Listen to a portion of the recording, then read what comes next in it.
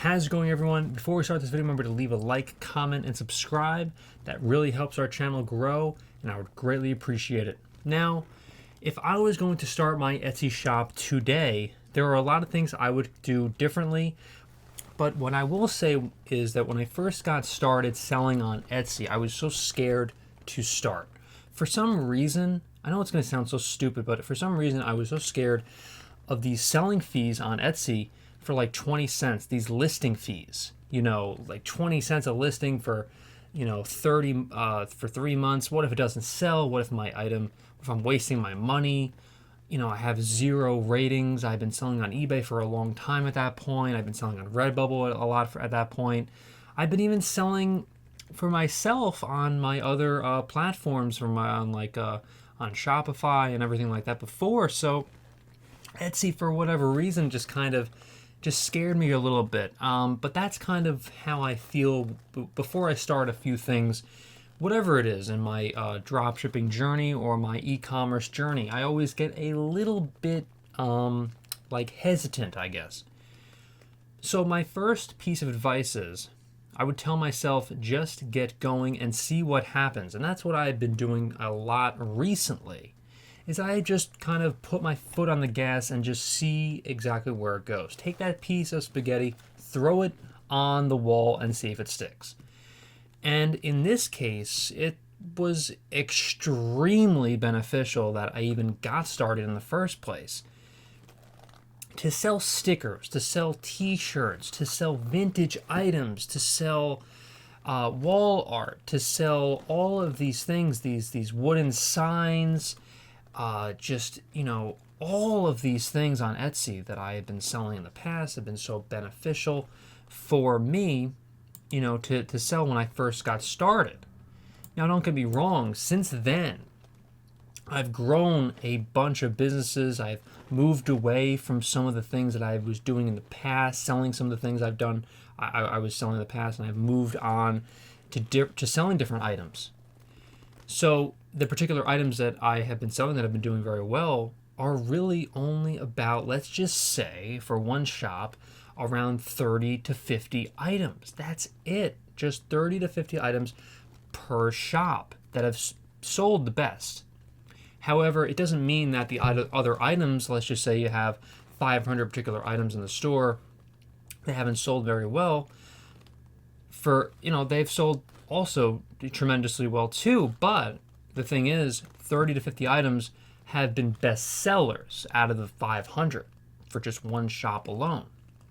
So, for instance, I have a sticker shop on Etsy, and this sticker shop does very well. The piece of advice I would give myself is that if I was just starting, just focus on items that you think are going to be best sellers and really highlight them in the shop. Make sure that every single item in your shop is listed as, let's just say the best listings itself, have the best SEO, the best search engine optimization, and also make sure it's the best, the most searchable on Etsy. I also would not recommend promoting anything on Etsy itself, because everything is going to be promoted if you are a bestseller. So it wouldn't even matter if you pay for the promotion at all. Doesn't matter.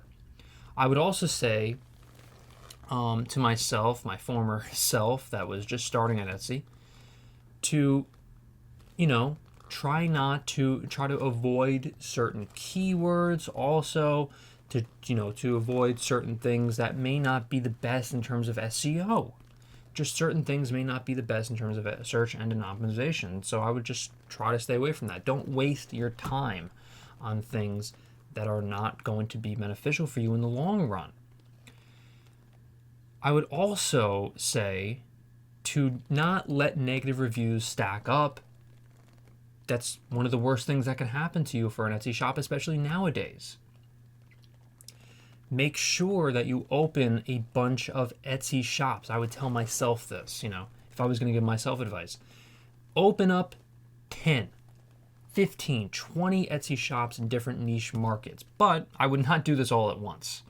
Let me be very clear. I would start out just by opening one store or 2 shops. That's it. After you really get the hang of it and you know what the hell you're doing, then I would definitely sell more than just, just one opening up just one shop and having just like 5 shops open. I would just totally expand your brand, expand to a bunch of other shops, across Etsy. Etsy allows this. This is in the terms and conditions. As far as I know, this is totally fine with Etsy. And it's also legal, by the way. I mean, and this is something else I would tell myself too, is that if it ever got to a point where Etsy has, like suspended a shop of mine or something, and then has reinstated it, then I would also tell myself that Etsy is not the United States Constitution, and it's not, it's not a court of law. If they were to take away money from you by having your shop suspended, this never happened, thank God. I heard this happen recently by someone in my network, but what happened was an Etsy shop was shut down for about 2 months. This person lost $30,000 by staying closed, by Etsy shutting the shop down, and then all of a sudden they just reinstated the shop and said it was a glitch. Thank God this didn't happen to me, because let's just say this did happen to you or someone out there.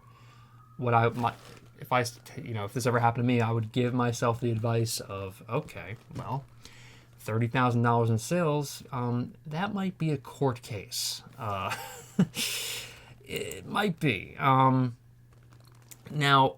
I wouldn't say that it should not get to that point ever with Etsy.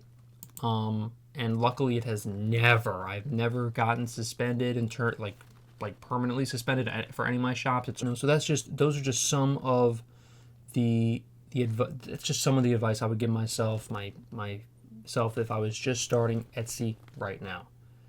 So remember to leave a like, comment, and subscribe. Thank you so much for watching, everyone, and I'll see you in the next video.